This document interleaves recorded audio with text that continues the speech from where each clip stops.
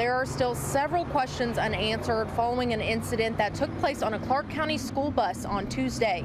Following the situation that left 12-year-old Bo Baker with a gash on his head, a question posed by community members across social media was why there was no bus monitors on the bus at the time of the incident. Clark County Schools Transportation Manual states that bus monitors are only present if students under the age of 4 are on board, if the school requires one for a child with special needs, or if there are behavioral problems on the bus. Although this investigation is ongoing, several community members are showing their support for Baker, including Brandon and Tabitha Ashbrook.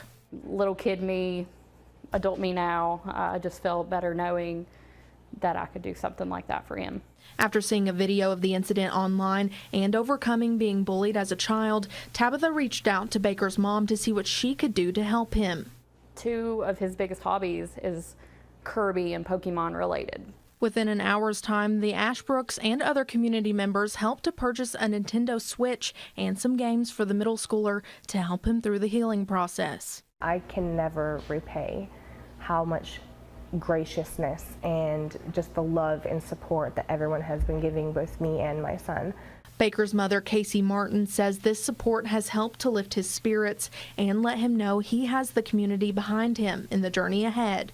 In Clark County, Alyssa Williams, WKYT.